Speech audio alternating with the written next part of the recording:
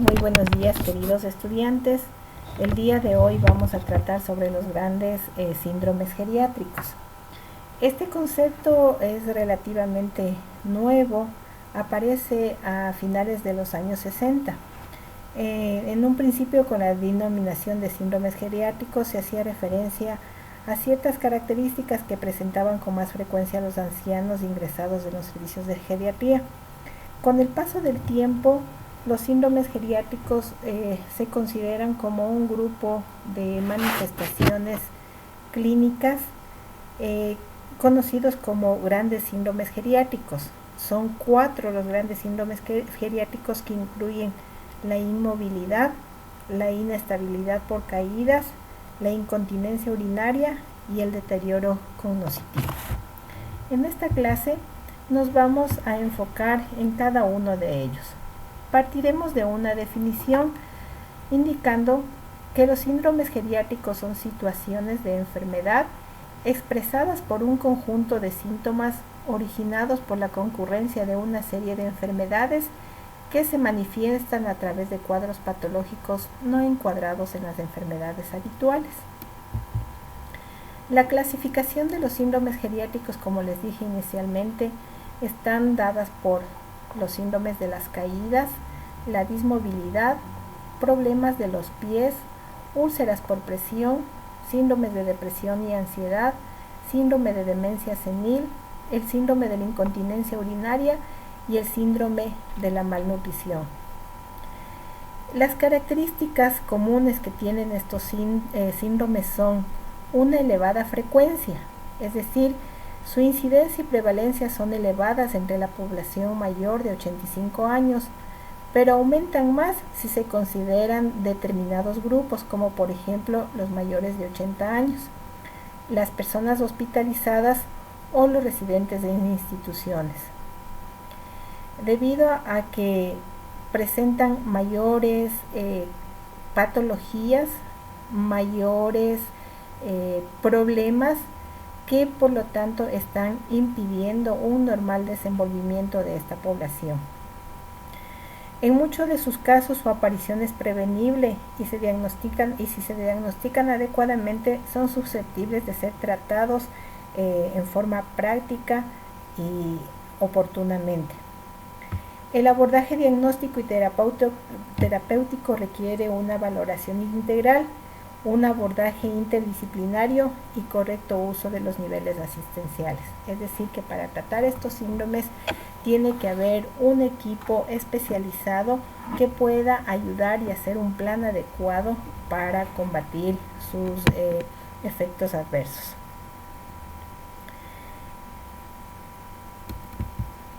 Vamos a identificar cada uno de los síndromes, ¿sí?, con la finalidad de saber cuál es su comportamiento y qué es lo que está causando en la vida del adulto mayor. El síndrome de la dismovilidad. Debemos entender primero que la movilidad es la capacidad de desplazarse y de accionar en el medio. Es un indicador de un nivel de salud y de calidad de vida. Cuando yo me puedo desplazar de un lugar a otro, pues tengo una mejor calidad de vida. Cuando se produce una dismovilidad, entendiéndose la dismovilidad como la disminución de la capacidad para desempeñar actividades de la vida diaria. No me puedo vestir, no me puedo comer, no me puedo bañar. Y esto a su vez está dando un deterioro funcional. Es decir, el deterioro funcional es la restricción en la capacidad de realizar actividades básicas de la vida, como les decía, comer, alimentarnos. Y también la dismovilidad nos produce cambios fisiopatológicos, es decir, en el funcionamiento de nuestro organismo. Tenemos alteraciones en el sistema cardiovascular, en el sistema musculoesquelético, en el sistema respiratorio, nervioso, digestivo, genitourinario y en la piel. Como ustedes entenderán, este síndrome está produciendo fragilidad en el adulto mayor, por lo tanto lo hace mucho más vulnerable de sufrir un deterioro y por ende la muerte. Un inmovilismo agudo. ¿Qué significa? Un inmovilismo agudo significa aquel que se produjo en forma súbita y que no va a durar más de unas 2 semanas, ¿sí? Cuando hay un inmovilismo agudo, hay un declive rápido de la independencia en la movilidad, es decir, el paciente pasa de la cama al sillón y del sillón a la cama. Este inmovilismo agudo dura aproximadamente 3 días y requiere atención inmediata por su pronóstico funcional, como por la elevada mortalidad que conlleva. El 33% de los pacientes a los 3 meses y hasta el 55% al año de inmovilidad funcional. Un paciente que entra en inmovilidad puede quedarse permanentemente en ese sentido sin moverse y por lo tanto se puede producir la muerte. Otro de los síndromes que se destaca es el síndrome de las caídas. Como hemos visto en clases anteriores, las caídas significan un riesgo importante para el adulto mayor. Las caídas son un riesgo, es una interacción entre los factores de riesgo, ¿sí?, de sufrir enfermedades crónicas, alteraciones del equilibrio, la marcha y los fármacos. Es decir, cuando un adulto mayor tiene una enfermedad crónica más alteraciones del equilibrio por su propio cambio anatómico y funcional, alteraciones en la marcha, como ya hemos visto en situaciones anteriores, sumado al uso de diferentes fármacos, este síndrome es más factible que aparezca. Se suma además o se agudiza cuando hay alteraciones en el medio ambiente que pueden provocar caídas o uso de artefactos que el adulto mayor puede utilizar para movilizarse, como son bastones o sillas de ruedas. Es decir, este síndrome tiene factores intrínsecos que son propios del adulto mayor, como sus enfermedades, como el uso de fármacos, o extrínsecos, el medio ambiente que lo rodea y que puede hacer que el adulto mayor caiga. Las causas más frecuentes de caída están asociadas a trastornos idiopáticos de la marcha, es decir, trastornos propios que por la edad el adulto mayor va degenerando en cuanto a la marcha. Desequilibrios benignos del anciano. Ustedes saben que las transformaciones musculoesqueléticas en el anciano producen mayor inestabilidad y falta de equilibrio. Esto sumado al vértigo posicional, es decir, cuando el anciano está sentado y desea pararse, inmediatamente puede sufrir un vértigo, o si está recostado y quiere incorporarse en la posición sentada, puede sufrir un vértigo y este vértigo puede ser la causa de una caída. Además, hay un alto porcentaje de ancianos que han sufrido una caída previa y que desarrollan un síndrome post-caída. Este síndrome post-caída hace que el anciano se inmovilice, que el anciano tenga terror a cambiar de posición porque ya sabe que se puede caer, y eso hace que mejor se repliegue, que se quede retraído y que evite la movilización.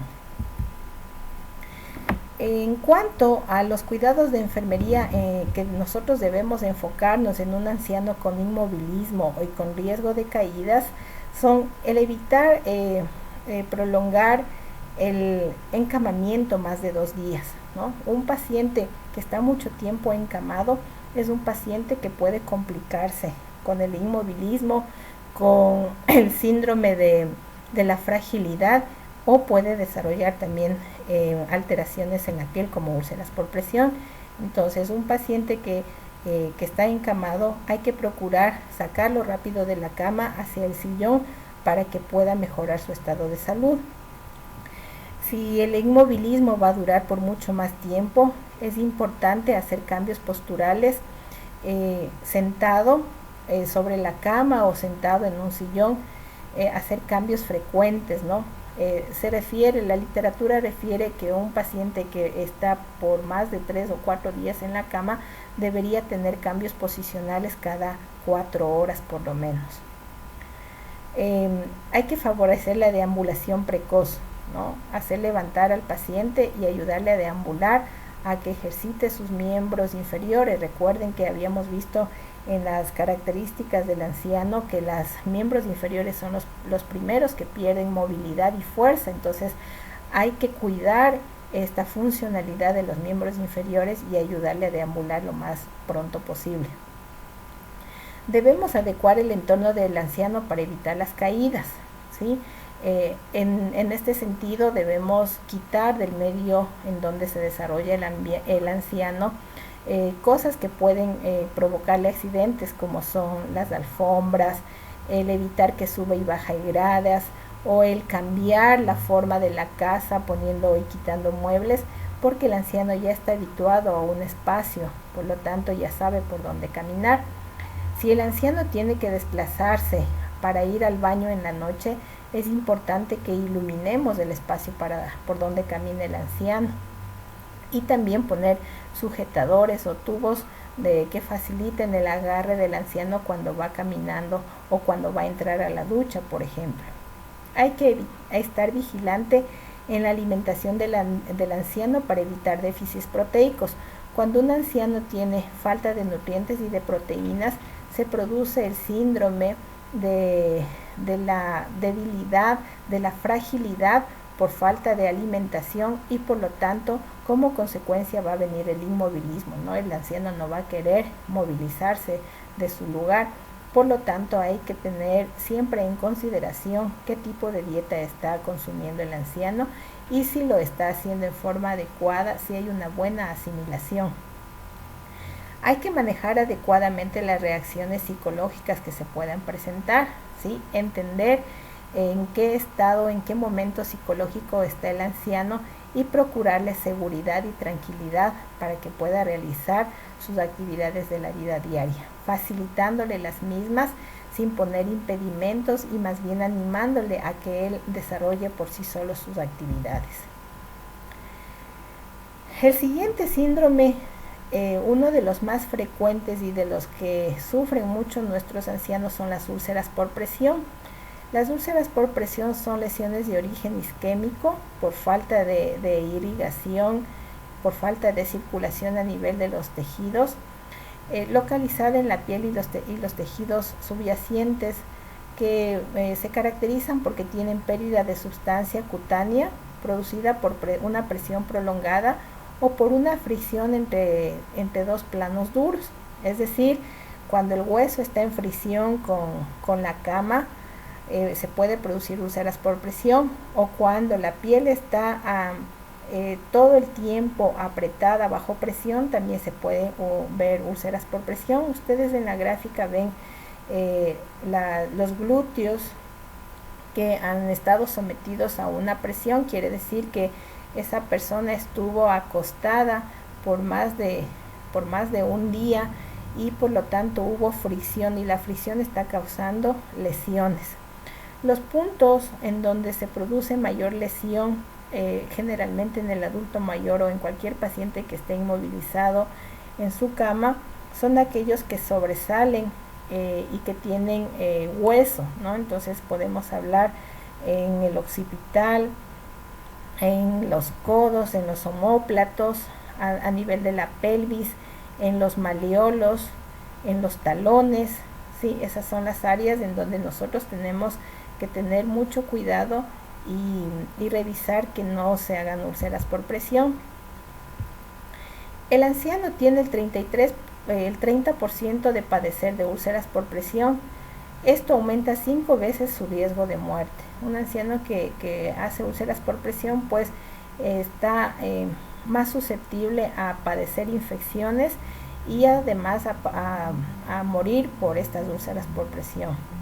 Aparecen en las 2 primeras semanas de internamiento, es decir, si un anciano o si un adulto mayor ha sido institucionalizado u hospitalizado y no ha tenido los debidos cuidados, estas úlceras por presión aparecen inmediatamente, ¿no? Y evidencian un cuidado deficiente de enfermería. Se considera esto pues como un índice de mala calidad en los cuidados de enfermeros. Recuerden que el manejo de las úlceras por presión, la prevención de estas están ligadas a lo que es la responsabilidad de enfermería. En cuanto a los cuidados de enfermería, en caso de inmovilidad hay que realizar los cambios posturales cada 2 o 3 horas, evitando arrastrar al paciente en la superficie de la cama. Tenemos que levantarlo, no arrastrarlo, y debemos utilizar almohadas para aislar las superficies óseas, ¿no? Para que no estén en contacto directo con la cama, sino más bien en las almohadas. En cuanto a los cuidados de la piel, debemos mantener la piel limpia, libre de humedad, fomentar adecuadamente la alimentación. Volvemos al aspecto de alimentación, cuidar que tenga una alimentación proteica y rica en nutrientes, una buena hidratación oral y también hidratación de la piel a través de cremas o de productos específicos para hidratar la piel, una dieta rica en proteínas y en vitaminas. Siempre cuidar que los tendidos de la cama del adulto mayor estén perfectamente hechos, que no tengan arrugas, que no tengan residuos de comida, porque cualquier producto que se encuentre en la cama puede ser lesivo para la piel del adulto mayor. En cuanto al síndrome de incontinencia urinaria, ¿sí? Este síndrome es muy frecuente en los adultos mayores y con mayor incidencia en las mujeres debido a los procesos de embarazo y parto que ha tenido a lo largo de su vida. Se considera como síndrome de incontinencia urinaria a la pérdida del control de la vejiga o el escape de orina en forma involuntaria, ¿sí? Esta pérdida de orina progresivamente va a causar discapacidad y dependencia, ¿no? Dependencia para hacerse su aseo, para cambiarse de ropa. La incontinencia se clasifica en una incontinencia urinaria aguda, es aquella que aparece súbitamente como producto de una complicación de salud, o la incontinencia crónica. La incontinencia crónica es aquella que dura más de 2 semanas y que se presenta como consecuencia, ¿no? Entonces, les decía, por ejemplo, que las mujeres tienen mayor tendencia a sufrir de incontinencia urinaria crónica debido a que en los procesos de puerperio, es decir, después de que dan a luz, no se cuidan adecuadamente y la vejiga se desciende y por lo tanto quedan los tejidos laxos y se producen incontinencias crónicas. La incontinencia produce no solamente alteraciones físicas en la piel debido a las características de la orina es muy corrosiva, la orina daña la piel, lesiona la piel y puede ser motivo de lesiones por presión, por úlceras por presión, perdón. No solamente causa eso, sino también que causa un distanciamiento social debido a los efectos colaterales de la orina, ¿no? El hecho de que el adulto mayor está mojado o de que tiene un mal olor la orina. Eso produce en el adulto mayor también depresión, aislamiento social, ya no querer salir a ningún lado por esta situación. ¿Cuáles son los cuidados principales de enfermería? Los cuidados están encaminados a educar, a aconsejar y motivar al paciente y a su familia para que busquen alternativas para controlar o reducir los efectos nocivos de la incontinencia urinaria. Ahora en el mercado hay una gran cantidad de productos como pañales para adultos que tienen una buena absorción y evitan que la piel esté húmeda por mucho tiempo, que escapen olores desagradables y que vayan a aislar al paciente. Entonces hay que educar al paciente y a la familia con respecto al uso de estos insumos. También hay que tener buenos cuidados de la piel con respecto a una higiene más prolija y más frecuente si es que hay incontinencia urinaria. La suciedad y la humedad promueven la incontinencia al disminuir el interés del paciente por estar seco. Entonces siempre hay que motivar al paciente para que esté bien arreglado, bien bañado, que cambie su pañal frecuentemente. Esto le motivará y aumentará también su autoestima y disminuirá los procesos de depresión. El síndrome de la malnutrición es un síndrome muy frecuente que se asocia al síndrome de la fragilidad, que le hace al individuo más vulnerable. Es frecuente en la población anciana y hay una serie de cambios fisiológicos, sociales, económicos y psicológicos que están relacionados a este proceso y que son también propios del envejecimiento. Hemos visto en clases anteriores que el sistema digestivo del adulto mayor cambia notablemente, tiene dificultad para deglutir, tiene dificultad para masticar y eso hace que poco a poco su nutrición vaya deteriorándose. Una malnutrición favorece la presencia de enfermedades y se instaura un círculo vicioso, que es la malnutrición conlleva enfermedades, ¿no? Porque no tenemos las defensas suficientes como para atacar las enfermedades. Con relación a los síndromes mentales,